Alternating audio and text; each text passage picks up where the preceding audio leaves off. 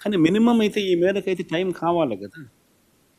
ఈ మేరకు minimum time నాకు ఇవ్వగలిగితే, ఈ మేరకు ప్రజెంటేషన్ మనం చేయగలిగితే, ఈ మేరకు ప్రజలకు అర్థమయ్యేట్టుగా మనం చెప్పగలుగుతాం. ఇది ఎప్పుడు జరుగుతుంది? ప్రతిపక్ష నాయకుడి కింద ప్రతిపక్షం అన్నది ఎన్ని సీట్లన్నా ఉండదు, పక్కన పెట్టమ్మా. ఉండేటి రెండు పార్టీలు, ఒకటి అధికార పార్టీ, రెండోది ప్రతిపక్ష పార్టీ.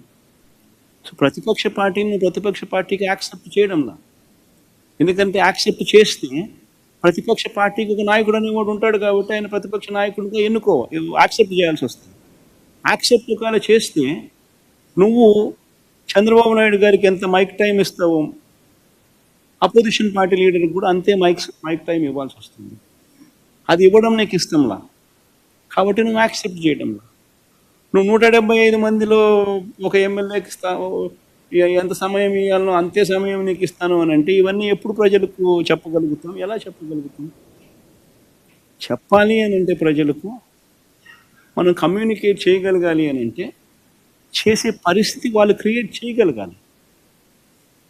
అలా చేయడం వాళ్ళకి ఇష్టం లేదు కాబట్టి మీడియా ద్వారా మీ ద్వారా ప్రజలకు ఈ మెసేజ్లు కమ్యూనికేట్ చేస్తాం.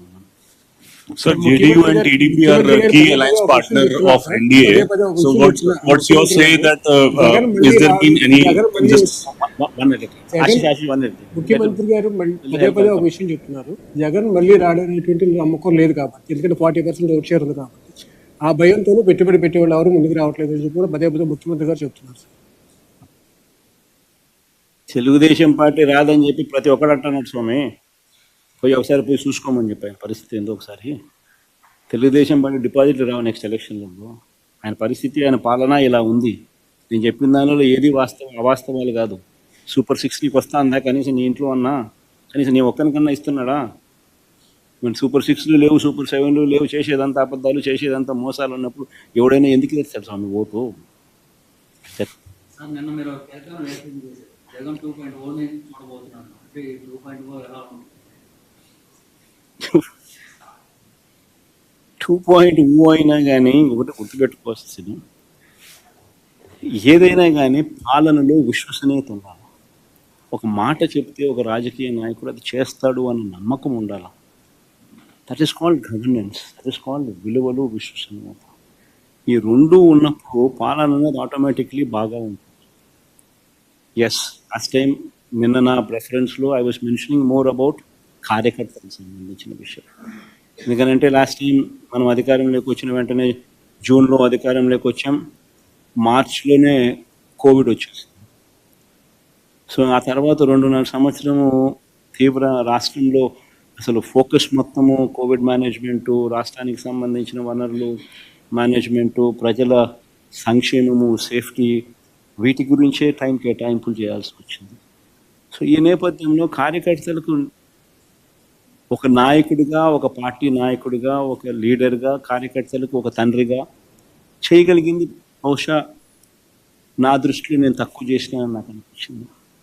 ఎందుకు అనిపించింది అని అంటే ఈరోజు వైఎస్ఆర్సీపీ కార్యకర్తలు ఈరోజు పడతా ఉన్న బాధలు చూసి, ఈరోజు చంద్రబాబు నాయుడు అనే వ్యక్తి వాళ్ళకు పెడతా ఉన్న కష్టాలను చూసి, నిజంగా వాళ్ళను చేస్తూ ఉన్న హెరాస్మెంట్ని చూసి, సో ఇవన్నీ చూసినాక వాళ్ళకు మంచి చేయాలి.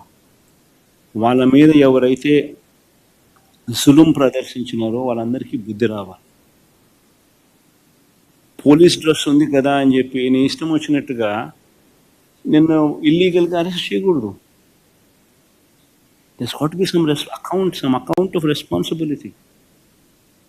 అలాంటి వాళ్ళతో, ఆ అన్యాయం చేసిన వ్యక్తితో, అన్యాయం చేయబడిన వీళ్లకు సెల్యూట్ కొట్టించి క్షమాపణ చెప్పిస్తాం.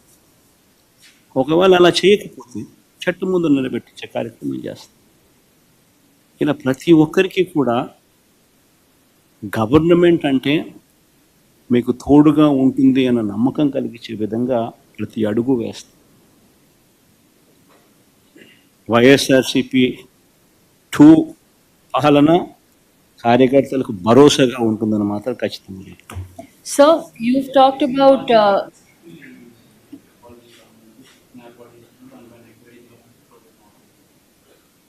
అసలు ఆశ్చర్యకరమించే విషయం ఇది. నేను నిన్న ఈనాడు పేపర్లో రాస్తే ఐటమ్స్ చూసిన నాకు నిజంగా ఆశ్చర్యం అనిపించింది. ఒక మనిషిని ఏ రకంగా ఇరికిచ్చాలని తాపత్రయపడతా ఉన్నాను. అసలు మిథున్ పెద్దిరెడ్డి మిథున పెద్దారెడ్డి కొడుకు మిథున అది రాసింది కదా ఈనాడు వాడు రాసింది.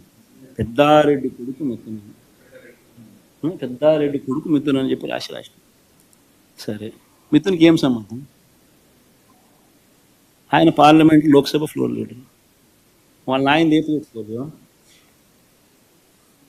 వాళ్ళ నాయనది ఏ పోర్ట్ఫోలియో?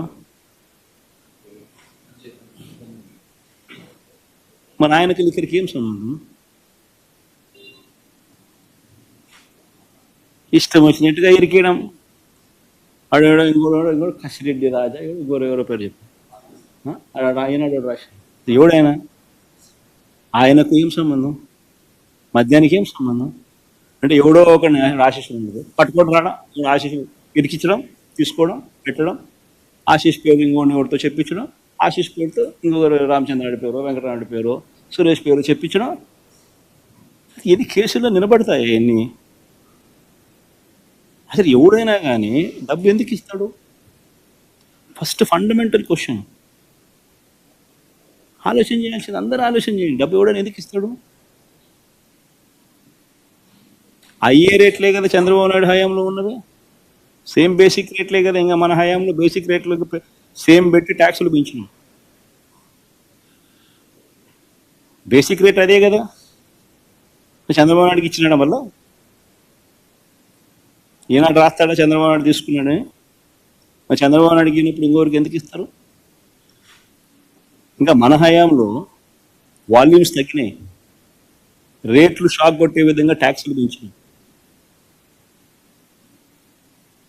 సో